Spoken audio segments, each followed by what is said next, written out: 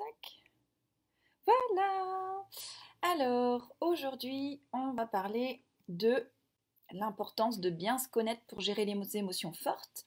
Quand je dis émotions fortes, j'avais mis le petit sous-titre, c'est bien sûr les nôtres, parce qu'on peut des fois être envahi par des émotions fortes quand on est une girl qui veut faire autrement. Salut Marie! Et les émotions fortes de nos enfants, parce qu'on est très vite confronté très tôt à devoir accueillir les émotions fortes de nos enfants, très souvent de la colère, mais pas que, hein, il y a plein d'autres choses.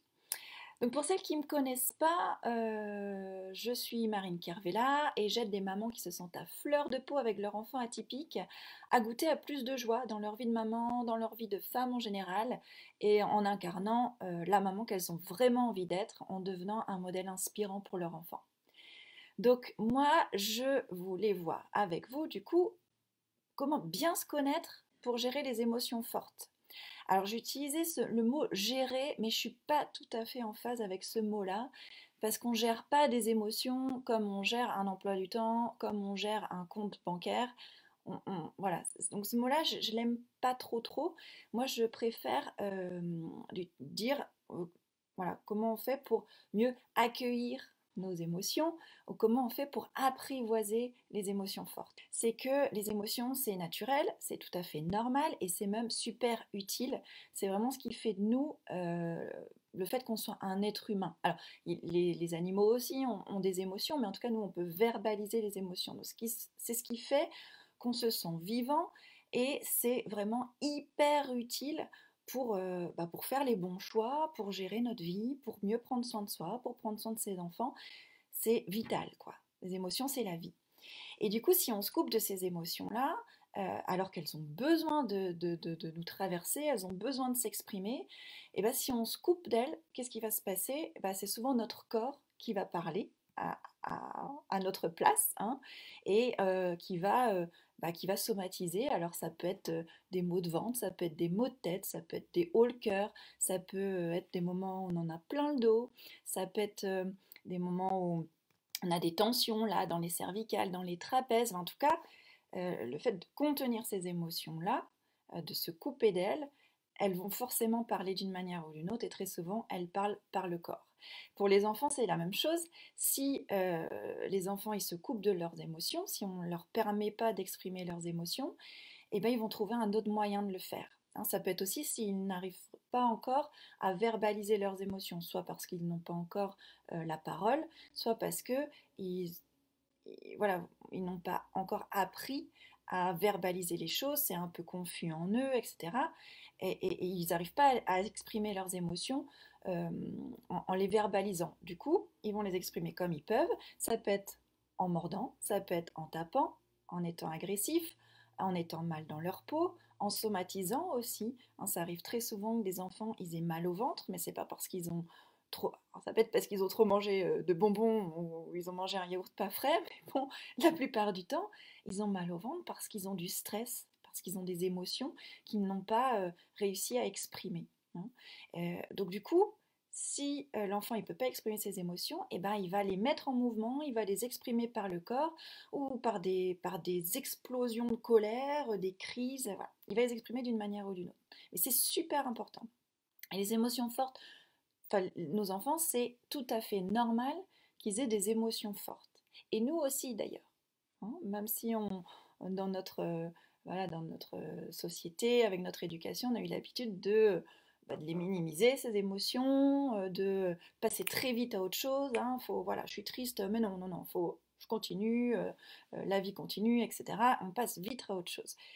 Et nos enfants, eux, ils nous montrent que c'est naturel d'avoir ces émotions, qu'elles sont plus intenses et que c'est ok de pas de prendre le temps de les laisser se traverser. On peut apprendre ça grâce à eux. Du coup, je vous disais, ouais, les émotions, c'est super, c'est utile. Hein, vraiment, ça fonctionne comme un signal d'alerte qui nous montre qu'un besoin est comblé ou pas comblé. Alors, il y a les 5 émotions principales qu'on connaît généralement, qu'on utilise généralement. Donc, c'est la joie, la peur, le dégoût, la tristesse et la colère. Donc ça, c'est les 5 émotions les plus fréquentes, hein, universelles. Et donc ces émotions-là, alors c'est fou quand même, parce que sur les 5, il y en a 4 qui sont désagréables et il n'y en a qu'une qui est agréable. C'est quand même dingo, quoi. Mais voilà, c'est comme ça. En tout cas, ils sont là pour nous, elles sont aussi importantes, elles sont toutes importantes. Et la joie, par exemple, elle est là pour nous dire que bah, y a un besoin qui est comblé, donc c'est cool. Donc on va regarder c'est quoi ce besoin pour pouvoir reproduire le truc, pour pouvoir ressentir de la joie. Et les autres, elles nous montrent que bah, y a un besoin qui n'est pas comblé. Et du coup, c'est un signal très important à prendre en compte pour bah, pouvoir changer les choses, etc. Donc nos enfants, c'est la même chose. Quand ils ont une émotion forte, c'est pour nous exprimer à leur manière que bah, y a un besoin qui est pas comblé, qui n'est pas nourri. Et en plus, quand on parle des enfants hautement sensibles, atypiques, hein, euh, des enfants du coup qui ressentent les choses mais encore plus intensément, eh bien, ils peuvent être submergés par leur environnement, ils peuvent être hyper stimulés par une journée qui est une journée d'école qui est vachement remplie, ils peuvent être perturbés par le changement, par le bruit, ressentir des choses euh, assez fortes quand il y a quelque chose d'inattendu ou d'imprévu qui leur arrive, etc. Donc, chez les enfants très sensibles, ils ressentent tout ça, toute cette stimulation-là, encore plus fortement et très souvent avec colère. Parce que c'est trop, trop, trop pour eux, ça boue, ça fait de la pression et très souvent, paf, ça explose avec de la colère. Du coup, c'est pas très facile à lire de savoir ce qu'il y a derrière, ce qu'il y a derrière cette colère-là. Ça peut être plein, plein de choses. C'est pas simple à lire chez nos enfants hautement sensibles. Vous avez, j'en parlais l'autre jour encore avec une autre maman, peut-être que vous vous êtes rendu compte que bizarrement, votre enfant, tout se passe bien à l'école, et bizarrement, quand il rentre à la maison, il est hyper en colère, quoi. Il est furieux. C'est une boule d'énergie avec des crises à répétition. Très souvent, ça arrive. Donc, ce qui est intéressant, c'est d'essayer de regarder sous la surface de cette colère-là, qu'est-ce que provoquer cette explosion de colère. Et comme je vous dis, souvent, c'est pas évident avec nos enfants atypiques d'aller voir ce qu'il y a dessous, mais c'est important d'enquêter quand même sur le pourquoi, hein, sur le pourquoi, sur ce qui se joue, sur le besoin qui n'est pas nourri. C'est hyper important d'aller enquêter là-dessus sans forcément, enfin en évitant le plus possible de le passer au crible quoi, d'un interrogatoire, quoi, de le mettre sous une lampe là, paf. Alors pourquoi t'es ci, pourquoi t'es en colère, qu'est-ce qui s'est passé, à quelle heure, quand, avec qui, pourquoi. Enfin, ça les enfants, généralement quand on agit comme ça, ils se ferment comme une huître. Mais c'est important quand même d'aller enquêter avec en douceur. Ça peut être aussi une réflexion intérieure que vous avez, mais de voir vraiment ce qui se joue là-dessous, hein. Donc nous, notre rôle de maman, en fait, c'est d'être prête euh, à, à recueillir, en fait, un peu comme un vase. On est là, voilà, comme on a le récip, je sais pas si vous voyez mes mains, mais je fais ça, d'être là pour recueillir les émotions de nos enfants quand ça déborde, hein, voilà, quand le vase déborde, ben nous on recueille à côté. Donc, voilà, notre rôle c'est d'être prête à ça, d'être prête à recueillir ça. C'est d'être prête aussi à entendre parfois des mots qui nous blessent, hein. Quand nos enfants ils ont des émotions fortes, ils peuvent avoir des mots qui nous blessent. Alors ça peut être des mots qui nous sont dédiés, genre je t'aime plus, t'es la plus mauvaise mère, etc. Mais ça peut être aussi des choses que nos enfants nous partagent et qu'ils ont vécues euh, de leurs expériences et qui nous attristent, qui nous font peur, enfin, voilà, qui nous touchent particulièrement. Il faut être prête à ça, hein, parce que c'est la vie, c'est la vie. On va pas les mettre dans une bulle, on va pas nous mettre dans une bulle, donc c'est normal qu'ils soient traversés par tout ça. Donc voilà, c'est important d'être prête à ça. Important d'être prête aussi à passer par la phase où ben, l'enfant, comme je disais, il va s'exprimer comme il peut, en mordant, en tapant, en criant. Alors, je pense que tous les enfants passent par cette phase-là, hein, vers 18 mois, 2 ans généralement, la première phase, il peut y en avoir d'autres. Alors c'est plus ou moins longtemps, hein, peut-être que chez certains enfants ça passe plus ou moins inaperçu, mais chez d'autres, ben, c'est une phase qui dure.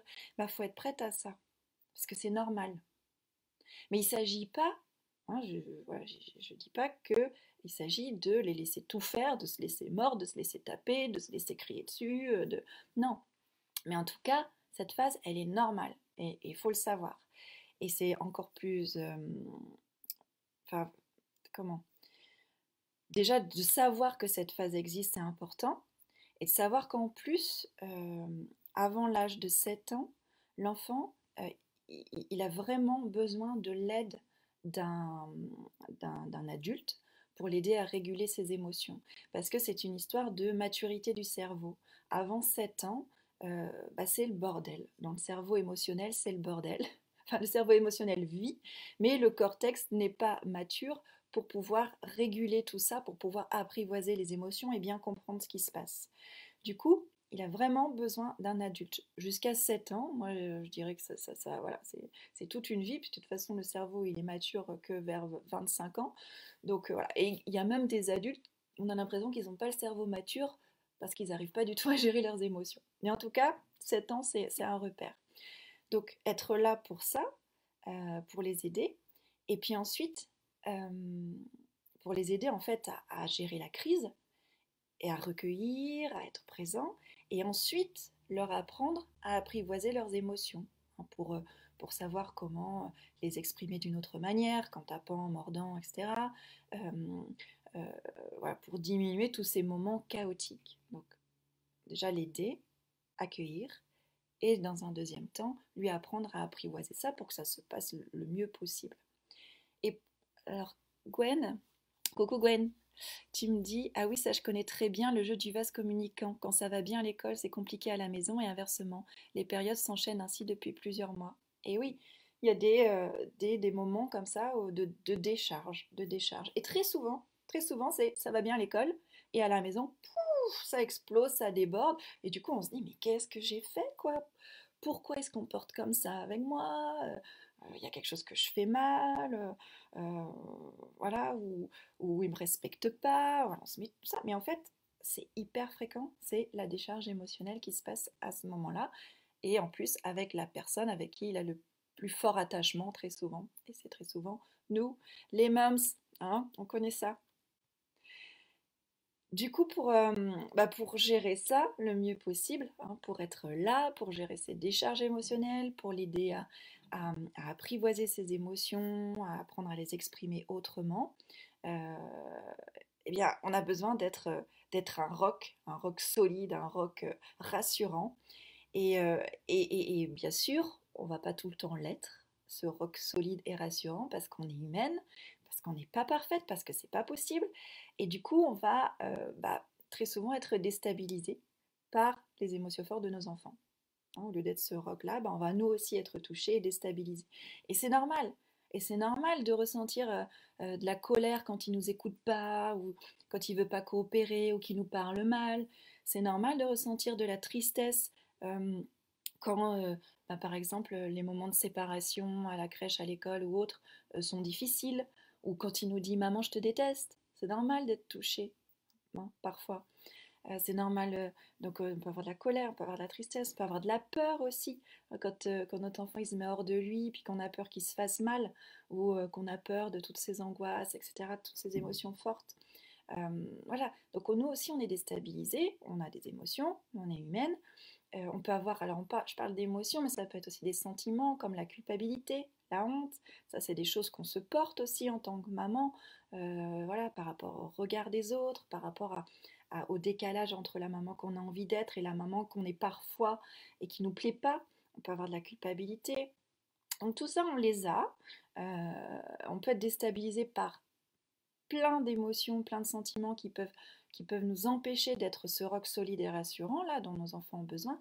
Et c'est normal, c'est normal. Il n'est pas question de se déconnecter de ça. Si vous vous déconnectez de vos émotions, soit vous devenez un mort vivant, pouf, soit vous êtes morte, soit vous êtes en mode zombie, ou de toute façon, la plupart du temps, ce qui se passe, c'est que ça va faire encore plus de dégâts parce que vous allez mettre un couvercle dessus, ça va s'entasser, et vous connaissez bien l'effet cocotte-minute, il y a un moment c'est l'accumulation, et paf, ça explose, quoi. Hein. Donc ça, il est hors de question de se déconnecter. Mais en se connaissant bien, en vous connaissant mieux, vous pouvez réussir à apprivoiser ces émotions-là.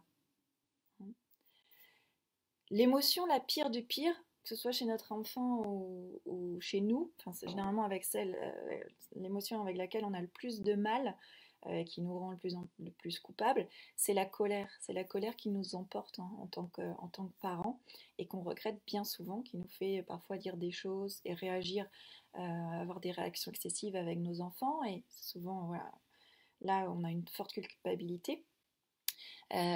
Bon, ça nous arrive tous, hein, de nous emporter. Voilà, est-ce que vous, ça vous est arrivé? Est-ce que vous, ça vous arrive de vous emporter? Ou est-ce que vous êtes une maman Bouddha? Ça vous arrive jamais, hein? Dites-moi, est-ce que ça vous arrive de vous emporter? Et du coup, voilà, quand on s'emporte, il y a un moment où on se dit, mais mince, comment j'ai pu en arriver là, quoi? Une fois que ça a descendu, là, on se dit, mais on regrette, on se sent coupable, etc. On a tous eu des moments comme ça.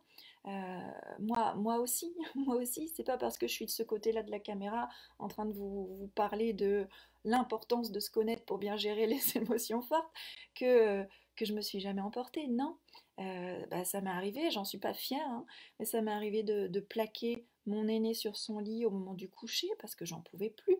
Donc je l'ai, voilà, appuyé trop fort sur elle, pour qu'elle ne bouge plus. Ça m'est arrivé d'hurler et de voir la peur dans ses yeux. Mais ces moments-là, ça a fait des déclics, quoi. Ça a fait des déclics pour me dire, oh là, je, je, je veux faire autrement. Aujourd'hui, euh, comme je suis, telle que je suis, avec les outils que j'ai, avec la connaissance de moi que j'ai, eh ben, j'ai pas réussi à faire autrement, mais je vais changer ça. Je vais changer ça parce que comment je peux me comporter comme ça alors que c'est loin de moi, c'est loin de mes valeurs, c'est loin de la maman que je veux être. Et du coup, eh ben, voilà, j'avance. J'avance en apprenant à mieux me connaître et en apprenant à faire autrement, en apprenant à gérer tout ça. Marie, tu me dis, j'ai l'impression d'être une cocotte minute en permanence. Je vais tenir max 1 ou 2 jours et bim, j'explose. Ben oui, c'est exactement ça. C'est exactement ça. Donc cette idée de cocotte minute, non. Cocotte minute, pouf, on la met au bourrier. On n'en veut plus de cette cocotte minute. On enlève le couvercle et on fait vivre nos émotions. Et c'est ok aussi de faire vivre nos émotions de maman, hein. Euh, voilà. Déjà, enfin, vous voyez, quand notre enfant il est en colère, quand il a voilà, une grosse colère, euh, comment vous pouvez mettre des stratégies en place pour aider votre enfant à calmer sa colère, euh, alors que vous ne savez pas le faire pour vous-même? Parce que vous ne vous laissez pas traverser par ça, parce que vous cachez votre colère, parce que vous la refoulez, parce que voilà, si vous savez, ou alors parce qu'elle est trop présente et que vous n'êtes pas la maman solide et rassurante qui est là pour calmer sa colère, puisque vous, en vous, ça boue aussi. Donc voilà, si on n'arrive pas à, dans les moments chauds comme ça, si on n'arrive pas à respirer ou à s'apaiser soi-même pour avoir les idées claires pour accompagner notre enfant dans sa propre colère, eh ben, le mieux c'est de se retirer. Le mieux c'est voilà, de quitter, de dire voilà, j'ai besoin d'un temps de calme, voilà, je vais m'enfermer aux toilettes, je vais dans ma chambre, je vais prendre l'air. Le mieux c'est de se retirer. Et même si vous n'êtes pas encore envahi par votre propre colère, hein, mais que vous sentez un début d'agacement, ça ne va pas marcher. Vous arrivez pas, vous serez pas, ce ne sera pas possible d'apaiser la colère de votre enfant. Il va le sentir, il va sentir. Encore plus si c'est un enfant atypique, hypersensible, il va sentir chez vous que vous n'êtes pas solide, quoi. Donc vous avez un besoin d'un temps pour vous aussi, pour vous laisser traverser par vos propres émotions. Ok, c'est dans les deux sens. Gwen, oui, ça crie énormément à la maison en ce moment. Notre aîné reçoit beaucoup de nos réactions qui ne sont pas souvent appropriées. Notre petite de 15 mois... Ah, comment je fais pour afficher plus? Voilà. A souvent le regard inquiet mais semble s'y habituer. Quelle horreur! Eh bien, il est temps de réagir. Du coup, il est temps de réagir et il est temps d'apprendre à te connaître, Gwen, pour gérer le mieux possible ça. hein. Encore un peu plus, encore un petit pas, apprendre à faire autrement, un pas après l'autre, hein. Alors c'est sûr que c'est super difficile. C'est super difficile parce que, ben voilà, comme notre éducation, hein, qu'est-ce que vous reproduisez de votre éducation? Hein, ça, souvent on reproduit des choses. Comment vos émotions fortes, vous, quand vous étiez enfant, étaient accueillies? Hein, posez-vous ces questions-là et voyez ce que vous reproduisez ou pas. Parce qu'on a, voilà, dans les moments chauds comme ça, on a tendance à reproduire. On a tendance à être en pilote automatique et, euh, et à pas, voilà, et à reproduire des choses qu'on n'a pas envie de reproduire. Mais de se poser les questions là, de les écrire aussi, ça peut vraiment aider. Ça va vous aider, voilà, à continuer à faire de votre mieux. Et on fait tout de notre mieux. Et en plus, à chaque génération, on fait toujours un peu mieux. Donc, on continue un petit peu plus. On y travaille chaque jour. Et oui, chaque jour un petit peu plus. Marie, je suis tout à fait d'accord, j'essaye de souffler pour faire redescendre et même parfois de m'isoler dans ma chambre, mais mes filles sont petites et ne comprennent pas. Je sens que quand je m'isole, elles le vivent difficilement, elles pleurent, ne veulent pas que je parte. Ok, moi je pense qu'elles comprennent. Moi je pense qu'elles comprennent, peut-être avec des mots simples, très peu de mots. Tu leur dis. Alors moi ce que j'aime bien dire, c'est que là, ce que je disais à mes enfants quand elles étaient petites et encore aujourd'hui, c'est quand je sentais que la colère montait, je disais oh, là, je vais bientôt me transformer en maman dragon, là, ça va pas du tout, j'ai besoin d'un temps pour me calmer, hein. C'est pas contre vous, vous restez là, mais je vais souffler, je reviens. Donc, leur dire ce qui se passe, leur dire quelle émotion, leur dire que c'est pas de leur faute, et leur dire que tu reviens. Ça, c'est important, hein, voilà, d'être authentique, que c'est pas de leur faute, et que tu reviens. Ça, c'est un message rassurant. Et si elles pleurent, bah elles pleurent.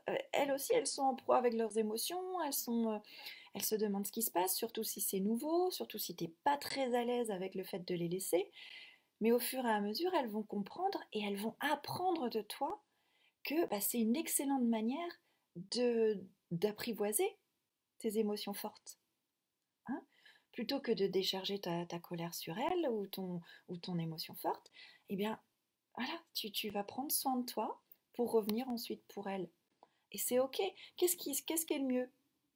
Qu'elle pleure un petit peu derrière la porte des toilettes parce que tu prends soin de toi parce que sinon tu sais que ça va déraper, ou bah, que ça dérape, ou que tu mettes un couvercle dessus et puis comme tu dis, 1 ou 2 jours plus tard, et bah, ça dérape, ça déborde.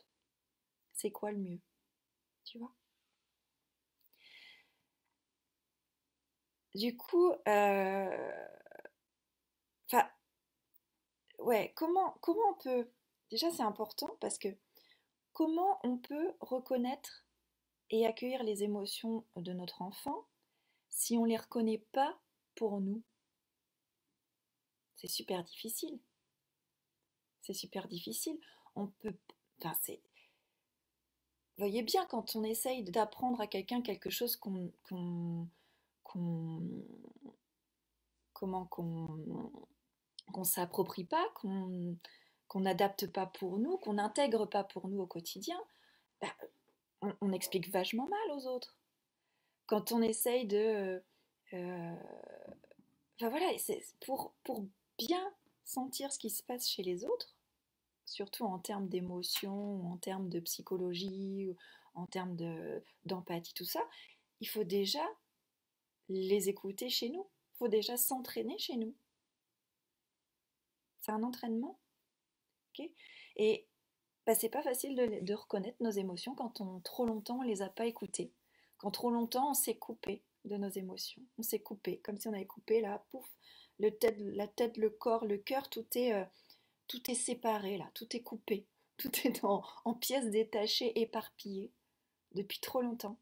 Et c'est notre éducation qui nous a appris ça, à bloquer, à refouler, à se taire. Notre éducation, puis la société aussi. Encore aujourd'hui, j'entends trop souvent euh, des, des, voilà, des enfants, des petites filles à qui on dit t'es pas belle quand tu te mets en colère. Ou voilà, c'est incroyable. Les filles doivent contenir leur colère et les garçons doivent contenir leur tristesse. Non, un garçon, ça pleure pas. J'entends ça encore trop souvent. Et alors de moins en moins, heureusement, hein, les choses changent grâce à nous, hein, grâce à vous et tout, c'est génial. Mais ça, par contre, c'est encore bien ancré en nous. Et nous, on a grandi avec ça la plupart du temps, hein. Et avec aussi cette pression de la société, enfin, ce cliché-là de la société à dire que bah, exprimer ses émotions, c'est montrer sa faiblesse. Voilà, c'est montrer que on est trop émotive, trop sensible, trop ceci, trop cela, c'est pas bon, hein, c'est faible. Et les faibles, on n'en veut pas. Alors que non, les émotions, c'est la vie, c'est la vie, hein. Donc comment faire encore un petit peu mieux, encore, voilà, chaque jour, et puis par rapport à ce qu'on a reçu nous, et ben c'est en apprenant à reconnaître nos propres émotions. Et pour ça, moi, j'adore cette méthode-là, qui est de se reconnecter à son corps, qui est de comprendre bien les émotions qui nous traversent et de les laisser nous traverser, de prendre le temps, même si c'est pas agréable, de les laisser nous traverser et de les repérer, de les exprimer. Tout ça vraiment pour être au plus près de soi, quoi, pour être une maman authentique, une maman et une femme, hein, parce que les émotions, voilà, on en a dans toutes nos relations tout le temps, mais d'être une maman plus authentique, hein. Et si je sais vraiment exprimer ce que je ressens, bah, c'est là que je suis moi-même. C'est là que je m'autorise à être moi, c'est là que je suis plus authentique, c'est là que je suis plus heureuse. Et c'est le meilleur moyen d'avoir des enfants épanouis, c'est d'être nous-mêmes épanouis et de leur apprendre à comment on gère nos émotions, comment on apprivoise tout ça, comment on les exprime, comment on prend des temps pour soi, comment on transmet des messages authentiques. Parce que sinon, qu'est-ce que je fais? Je mets un masque. Hein, je joue un personnage. Je joue le personnage de la maman parfaite, le personnage de la maman Bouddha, celle de la maman psychorigide, celle de la maman copine. Voilà, je joue un masque. Et en fait, j'ai vachement plus de facettes que ça. J'ai vachement plus d'émotions que ça. Donc l'idée, c'est de se rebrancher sur ces émotions, d'aligner tête, corps, cœur, là, de les exprimer et déjà de m'accepter telle que je suis, de m'autoriser à être celle que je suis avec toutes ces facettes. Je peux être une maman joyeuse, je peux être parfois en colère, voilà. Et je les exprime sans avoir peur de me sentir exclue, sans avoir peur de me sentir rejetée. J'ai le droit d'exprimer ça. Pas de n'importe quelle manière, mais j'ai le droit. J'ai le droit de les ressentir, de les repérer, de les exprimer. Donc du coup, comment faire? Bah, c'est apprendre à reconnaître ses émotions. Du coup, moi, ce que j'aime bien, c'est lire les signaux de notre corps. Lire les signaux de notre corps et puis d'apprendre, bah tiens, telle émotion c'est ça, ah, je ressens ça. Par exemple, moi, quand je ressens de la peur ou de l'anxiété, euh, c'est dans le ventre que ça se passe. En fait, je respire plus au niveau de l'abdomen. Donc, si je prends un temps et je m'efforce de prendre régulièrement quelques secondes dans ma journée pour respirer et puis pour ressentir, pour écouter les signaux de mon corps, et si je sens que je respire plus dans l'abdomen, je dis, oh, là, ça chez moi, c'est de la peur. Qu'est-ce qui se passe? Okay, mais déjà le sentir. Moi, chez moi, la tristesse, c'est là. C'est là, j'ai la gorge nouée et c'est un peu chaud, c'est gros, comme si j'avais une espèce de bouillotte fermée là au niveau de la gorge. Bah, quand je sens ça, je prends le temps, quand je sens ça, bah, j'ai la tristesse. Voilà. Et je l'accueille. Quand je me sens en colère, moi, c'est là, j'ai une pression au niveau des tempes, ou alors je peux avoir les poings qui commencent à se serrer, et puis voilà, des pensées qui vont dans tous les sens, un peu jugeantes, un peu ça. Mais surtout, c'est la pression au niveau des tempes et d'être crispé au niveau des poings. Là, je lis la colère chez moi. Et du coup, avec tout ça, en lisant les signaux de mon corps régulièrement, bah, je me fais comme un répertoire à émotions. Comme un répertoire à émotions qui m'apprend du coup eh bien, à mieux prévenir les moments chauds qui pourraient causer des émotions fortes chez mon enfant ou chez moi, à mieux accueillir les émotions fortes de mon enfant, à mieux euh, gérer tous mes trucs du quotidien en fait, hein. Cette lecture des signaux du corps pour avoir son répertoire à émotions, c'est pour moi je trouve que c'est indispensable en fait. Et quand j'arrive à lire ça, après, je vais décoder pourquoi. Pourquoi j'ai cette émotion-là? Pourquoi je ressens cette émotion? Quelle situation précise me fait ressentir cette émotion-là? Et pareil, je me fais un listing. Bah ok, tiens, avec mon enfant, je me sens là, je sens que ça commence je commence à crisper, etc. Ok, là il y a la colère qui monte, mais c'est instantané. Là, ça prend un peu du temps de l'exprimer, de vous l'expliquer, mais à force de bien se connaître, justement, c'est instantané. Et du coup, on peut adapter ses réactions. Mais déjà, je les sens, je les décode. Tiens, mais qu'est-ce qui me fait sentir ça? Ah oui, souvent je ressens de la colère euh, quand elle m'écoute pas, quand elle me parle sur un ton qui me plaît pas, j'ai l'impression qu'elle me manque de respect, quand je dois répéter plusieurs fois. Enfin, je me fais ma liste comme ça et j'apprends à me connaître, à voir comment je réagis dans telle ou telle situation. C'est hyper important. Et du coup, ce que je vous disais, c'est que je peux anticiper du coup les moments chauds, prévenir les moments chauds, hein, là où je sais que ça va déraper, me connaissant et connaissant mon enfant, je sais que ça peut déraper. Et du coup, je peux changer mon énergie là-dessus. Si j'en ai conscience, je peux changer mon énergie. Et en changeant mon énergie, ça va changer l'énergie de mon enfant. Hein, je vais boire un petit coup si vous avez des questions.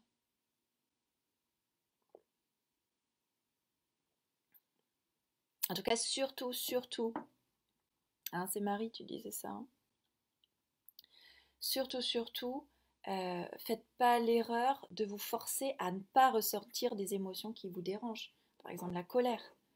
Le signal, il reviendra, hein, parce que votre corps, il veut vous informer de quelque chose. Donc ça reviendra. Si vous n'écoutez pas le signal, ça reviendra. Donc non, plus on accepte nos émotions, plus on les exprime, parce qu'on est humaine, mieux c'est, hein. Donc ne pas aller contre, ne pas les ignorer, mais essayer de comprendre le message du corps et le message de l'émotion elle-même. Là, je vais vous partager un petit bout de ma vie en ce moment. En ce moment, je prépare des interviews avec des mamans et des professionnels hyper inspirants qui vont qui acceptent de répondre à mes questions sur leur atypisme ou sur l'atypisme de leurs enfants. Donc, c'est des interviews que je vous partagerai très prochainement. Donc, je fais des interviews, je fais les lives avec vous. Je suis, comme je viens d'arriver dans une nouvelle région, je prends mon téléphone, je me donne des coups de pied aux fesses pour appeler à droite à gauche, pour me mettre en contact, en réseau pour mon boulot. Et, euh, et j'ose, voilà, je me dépasse. C'est cool, hein, c'est cool, c'est à chaque fois c'est hyper agréable, c'est des super rencontres. Moi les lives, j'adore être avec vous, les interviews, c'est génial, j'ai hâte de vous les partager aussi. Et en plus, je me dépasse à chaque fois, parce que j'ai un peu peur, j'ai le trac, et je me dépasse, donc c'est génial. Mais à la base, moi, je suis une ultra sensible introvertie. Donc, faire tout ça, même si c'est des moments agréables, bah, ça me demande énormément d'énergie. Et là, les 2 dernières semaines, j'étais en mode extraverti, mais j'allais contre ma nature. Et du coup, bah, j'avais de la fatigue et j'étais pas très disponible pour mes enfants. J'étais vachement plus fatiguée, vachement plus impatiente, je réagissais beaucoup plus vite. euh, j'étais pas disponible pour elles. Et, euh, et en fait, c'est pas à nos enfants d'essuyer les plâtres de, de ce qu'on vit dans notre vie, ou parfois de notre manque de respect pour nous-mêmes, du fait qu'on ne prend pas soin de soi. C'est pas à eux d'essuyer nos plâtres, de rattraper le coup. Mais quand je connais mon fonctionnement, quand j'apprends à me connaître en termes d'émotion, en termes de réaction, en termes de personnalité, eh bien, je peux faire vraiment plus la part des choses entre ce qui m'appartient et ce qui leur appartient. Voyez, du coup, moi, me connaissant, sachant que je suis hypersensible, introvertie, eh ben, j'ai fait attention que dans ces semaines-là et dans les semaines à venir, eh ben, je vais faire attention de me prendre des temps pour moi.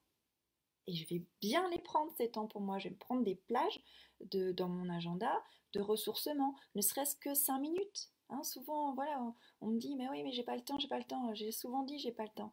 Mais si, 5 minutes, on a tout le temps 5 minutes. Hein, donc 5 minutes le matin, 5 minutes le soir, 5 minutes le midi. Et je prends soin de moi parce que je sais comment je fonctionne. Et encore une fois, c'est pas à mes enfants de rattraper euh, mon dysfonctionnement ou le fait que je prends pas soin de moi. Voyez. Mais par contre, quand on connaît son fonctionnement, et bien là, on peut faire les choses autrement. Et c'est important aussi de se poser. C'est important de se poser, de prendre du recul sur nos émotions, prendre du recul sur nos relations, prendre du recul sur comment on gère en ce moment au boulot. Voilà, parce que en fait, souvent, on a l'impression d'avoir tout essayé avec nos enfants et ça marche pas. Et on est fatigué, on n'en peut plus, et on lit encore telle ou telle astuce, tel ou tel bouquin d'éducation positive.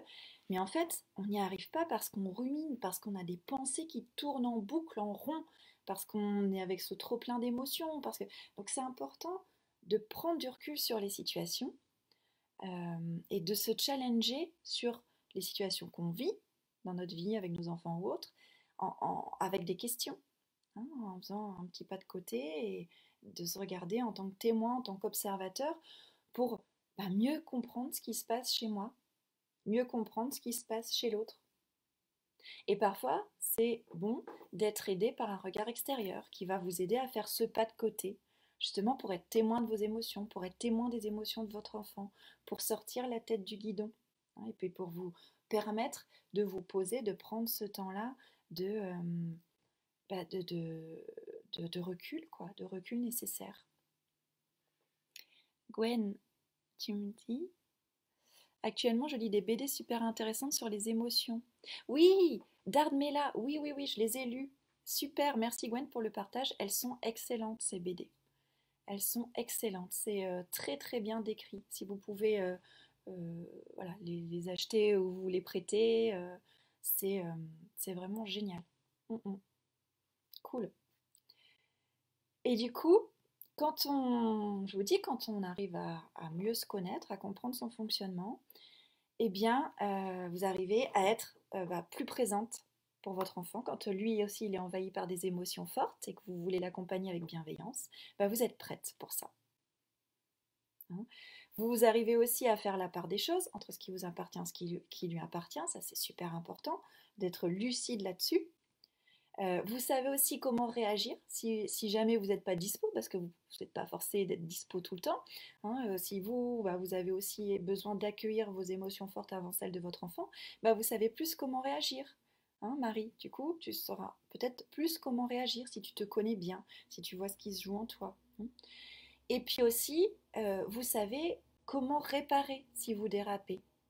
Parce que vous savez, parce que ça arrive à tout le monde de déraper.